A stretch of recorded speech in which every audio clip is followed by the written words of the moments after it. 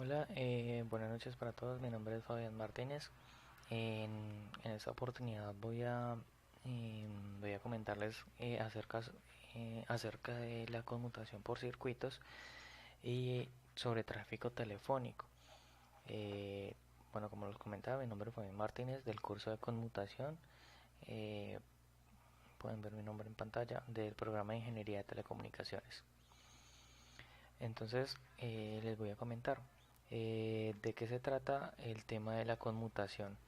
El tema de la conmutación se trata de que tenemos un punto, digamos, tenemos dos puntos, un punto A, un punto B, y necesitamos enviar o intercambiar información entre esos dos puntos. Entonces, la comunicación lo que busca es el cómo vamos a buscar el camino o cómo se va a encaminar esa información para llegar digamos, hacia el otro lado. Eso es la conmutación. Pero entonces, ¿cómo llegamos hacia el otro lado? Lo vemos de dos tipos. Lo vemos como conmutación de circuitos o conmutación de paquetes. En este caso, pues vamos a hablar sobre conmutación de circuitos. En la conmutación de circuitos, lo que él quiere realizar es como el establecimiento eh, de un enlace físico, como si fuera eh, simplemente como si fuera un cable entre los dos puntos. Es un enlace total entre dos puntos, como si fuera un punto a punto. Esa es la idea de la conmutación de circuitos. A diferencia de la conmutación de paquetes, que la conmutación de paquetes, eh, la información se empaqueta y se le coloca pues un direccionamiento del paquete, hacia dónde va y de dónde viene, y con eso los elementos de la red lo van enrutando. Él puede tomar diferentes caminos. En la conmutación de circuitos no. La conmutación de circuitos se establece un solo camino entre un punto inicial y un punto final. Y por allí es como les decía, como si hubiera un cable desde ese punto hasta el otro punto, y solamente la información va a viajar por digamos, por ese medio. Entonces por eso se llama conmutación de circuitos, porque él lo que hace es el establecimiento de un circuito desde un punto inicial hasta un punto final. Esta conmutación se realiza en tres fases fundamentales. Lo primero que se realiza es un establecimiento del circuito con que lo veníamos diciendo. Eh, Se basa en que, digamos, el usuario inicial, él inicia una petición o manda un mensaje de señalización hacia el nodo que está inmediatamente conectado. Ese nodo lo que hace es replicar esa información a los nodos que él también está conectado, y digamos que esa información se publica en esa red hasta que llega a oídos del destino. Entonces el destino responde, eh, digamos, responde si está disponible, entonces le informa al nodo que está inmediatamente conectado, y entonces así se va estableciendo los enlaces. Entonces ya el nodo sabe dónde está conectado el destino, el nodo vuelve y le responde hacia el siguiente nodo, y ellos van digamos, como armando ya el camino. Eso es el establecimiento de circuitos. ¿Qué es lo que se hace en el establecimiento de circuito? Cuando, digamos que cuando ya se está retornando lo que es el mensaje de respuesta por parte del destino, se está haciendo como tal el establecimiento del circuito, y ahí están colocando los enlaces, pero y se están reservando esos recursos. Más adelante les explico un poco de qué se trata. Tenemos un siguiente paso, que es la transferencia de datos. ¿En qué se basa la transferencia de datos? Es básicamente la transferencia de información desde el punto inicial hasta el punto final. ¿Qué vemos aquí?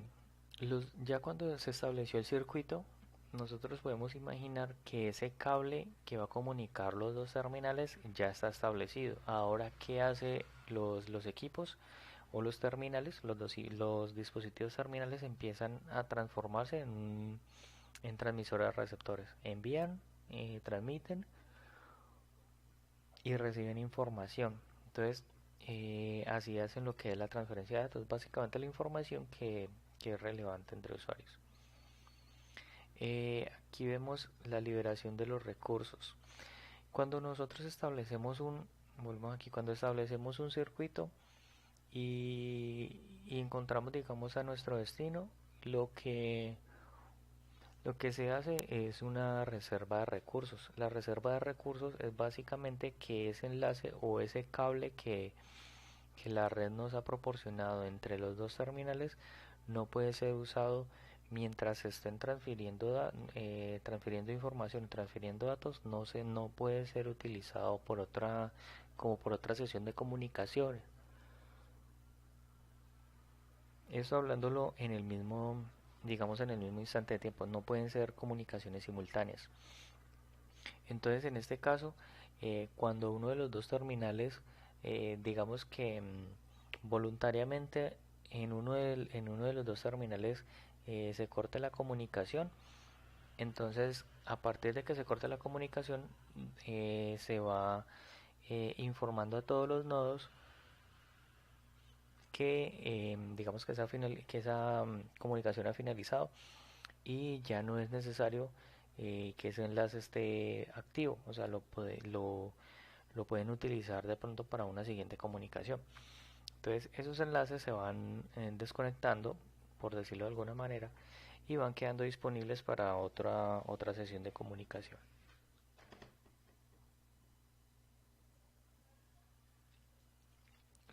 La conmutación de circuitos tiene tres características fundamentales.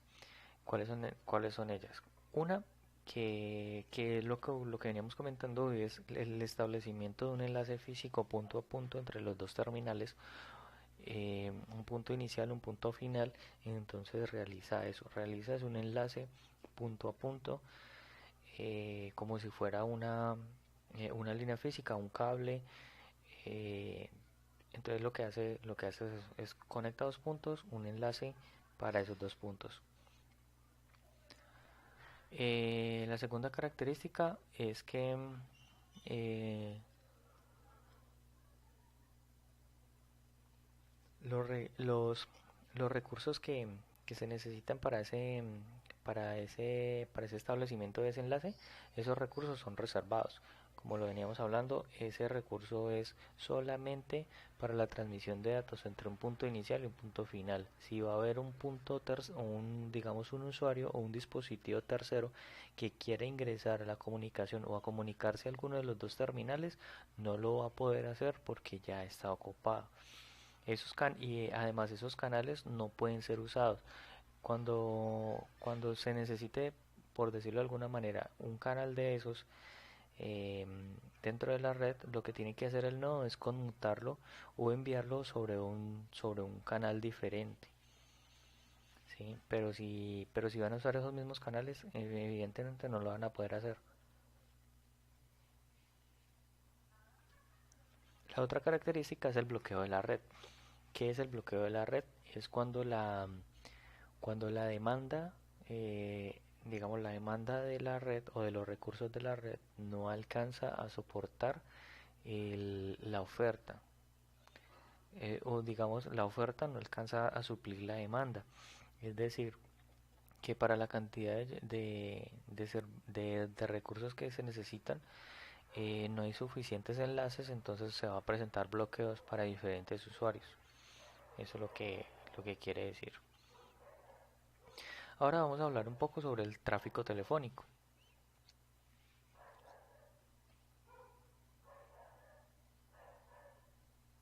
El tráfico telefónico se compone de la cantidad de información que viaja sobre la red. Eso es básicamente lo que es el tráfico telefónico. Hay que tener en cuenta que no solamente, no solamente digamos por las redes telefónicas van solamente las señales de voz. También van muchos mensajes de señalización que son los encargados de establecer, de controlar, de mantener y de finalizar una llamada. En ese caso o una sesión de comunicaciones a través de unas líneas telefónicas.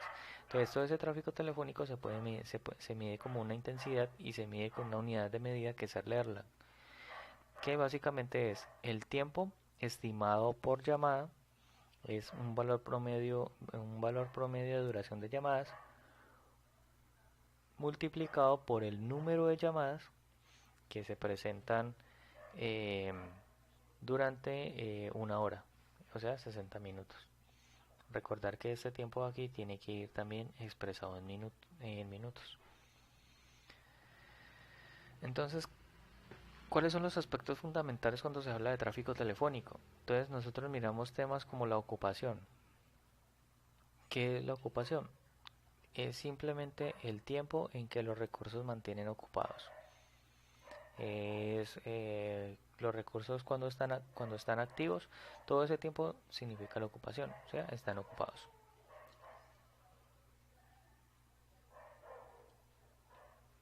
La llamada. ¿La llamada qué es? Es como es la ocupación de tanto de los recursos como los elementos de la red. O sea, la red también, digamos que dentro de todos los elementos que se encuentran en la red, también se encuentran inmersos los recursos. Ahí están elementos como equipos, como líneas físicas, como recursos de enlace, digamos como esos componentes. Entonces, mientras todo eso esté ocupado, es la llamada. En este caso es una serie de elementos, porque nosotros establecemos es un camino. No, en una llamada no estamos utilizando el total de la red, sino que estamos utilizando parcialmente la red. Utilizamos unos canales, utilizamos unos elementos para comunicarnos o para establecer ese camino desde nuestro punto hacia el punto final que es el de nuestro interés. Vemos también el tema de la intensidad. La intensidad, como lo veníamos diciendo, es cuánto tráfico va a atravesar la red, pero la intensidad es durante un tiempo determinado. O sea, no son, la intensidad se expresa sobre un tiempo, sobre un intervalo un intervalo de tiempo. Puede ser muy grande, puede ser mediano, puede ser pequeño. Entonces, expresado en ese tiempo es la cantidad de tráfico que pasa sobre la red en ese instante de tiempo o en ese lapso de tiempo es la intensidad. Vemos un tema de hora cargada. Este aspecto de hora cargada se refiere como a la hora pico del uso de la red. Es en qué hora es la mayor demanda de recursos de la red, o sea, donde se presenta el mayor número de elementos activos dentro de la misma, el mayor uso de canales, el mayor uso de elementos. Entonces toda esa parte se llama la hora cargada. Igual también podemos así, asemejarlo cuando hablamos de las horas pico por ejemplo, en la movilidad de las ciudades. Cuando hay hora pico es cuando mayor cantidad de vehículos existen en las vías. Entonces lo mismo es la hora cargada, es el tiempo en que mayor tráfico hay en la red. Congestión.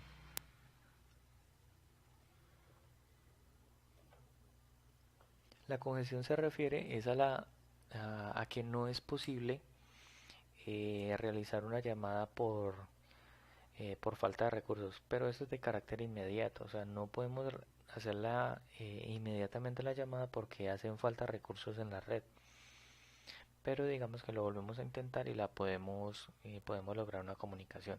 Eso es lo que le llaman congestión. Es también cuando hay mucha demanda de recursos en la red. El bloqueo interno se refiere a cuando hace falta más oferta de enlaces en la parte interna de la red. Entonces eso imposibilita que se puedan realizar llamadas. Si no hay enlaces internos o si no hay esos recursos internos en la red, pues los pocos que van a haber van a estar ocupados con digamos con otras sesiones de llamadas, entonces no lo vamos a poder utilizar. Entonces eso es lo que nosotros podemos llamar bloqueo interno. Eso de pronto se tiene más en cuenta cuando el tiempo es un poco más prolongado. Carga por órgano. Esta carga por órgano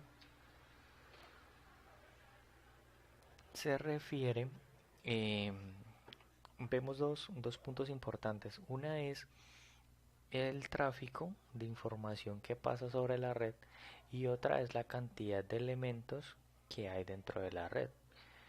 Entonces, si vemos un flujo, si vemos un tráfico, digamos cierto tráfico y tenemos cierta cantidad de elementos en la red, nosotros podríamos hacer digamos un cálculo estadístico, puede ser una parte promediada del tráfico dividido sobre los elementos de la red y podemos decir cuánto tráfico está atravesando como por cada órgano o por cada elemento.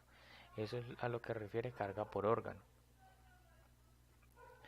Ahora vamos a ver un poco sobre dimensionamiento de centrales. ¿De qué se trata este tema de dimensionamiento? Es como eh, imaginarnos o establecer que una central telefónica tiene muchos aspectos a tener en cuenta. La cantidad de usuarios que queremos conectar, la cantidad de usuarios que a futuro o a un lapso de tiempo vamos a conectar y vamos a expandir, cuánta cantidad de llamadas es capaz de soportar, y cuántos canales de comunicación se necesitan para que digamos que como esas expectativas de demanda se cumplan. Evidentemente, las centrales telefónicas no utilizan el 100% de los recursos, digámoslo de cierta manera, como por decirlo de alguna manera, una central telefónica tiene 500 usuarios y esos 500 usuarios como si tuvieran esas 500 llamadas. Eso no es, en la realidad puede ser posible, pero eso no se presenta en una probabilidad muy pequeña. Entonces, ¿qué hacen?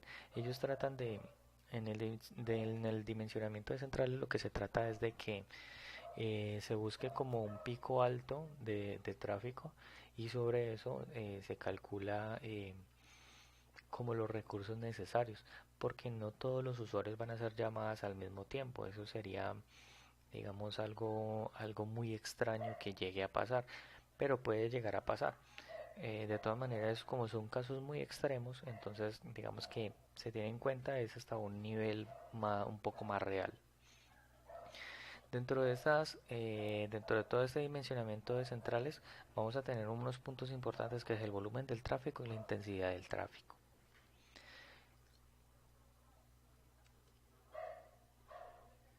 Esta intensidad de tráfico se puede calcular de la siguiente manera.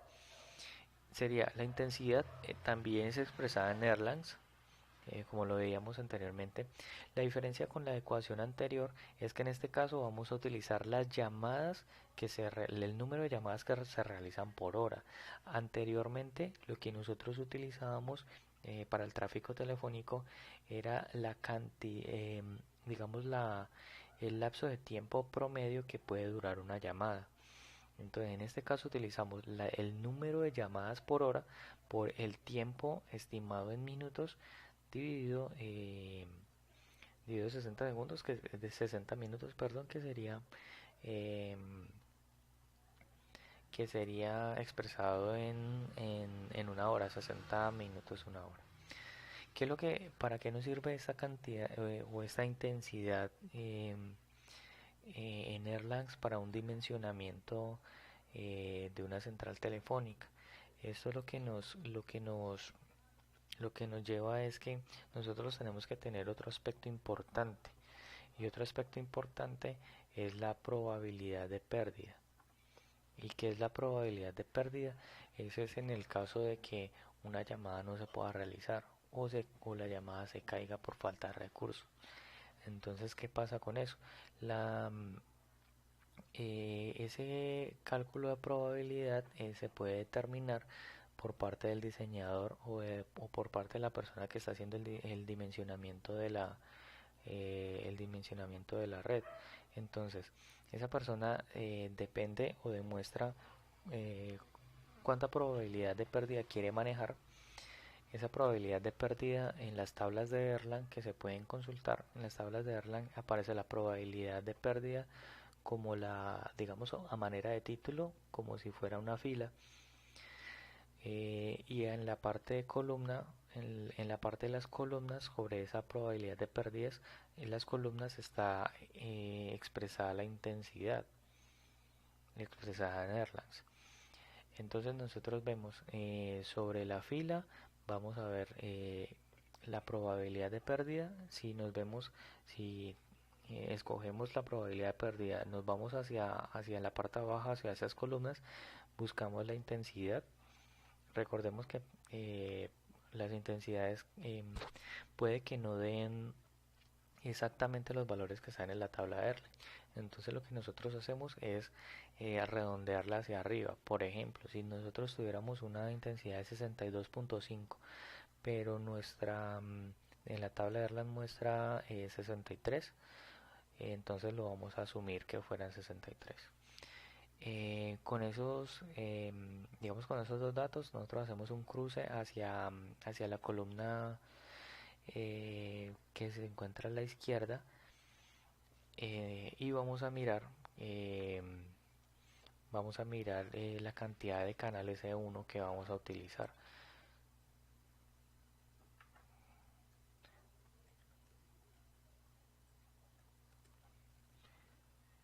Vamos a mirar si nos aparece una tabla de Erlang por acá.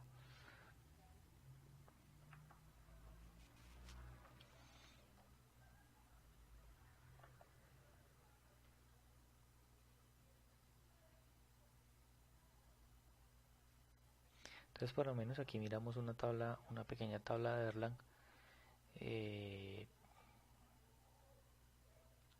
que vemos la probabilidad de pérdida. La podemos ver en la parte de arriba donde aparecen los números 0.007, 0.008. Esa es la probabilidad de pérdida que nosotros o la que la persona que está haciendo el dimensionamiento va a determinar. Si él hace, digamos, baja en la manera de columna, va a ver la intensidad en Erlangs, y nos vamos hacia la columna izquierda donde están los números 1, 2, 3, 4, 5 hacia abajo. Vamos a cruzarlos y vamos a mirar el número de canales que vamos a utilizar. Esos canales están expresados en E1s.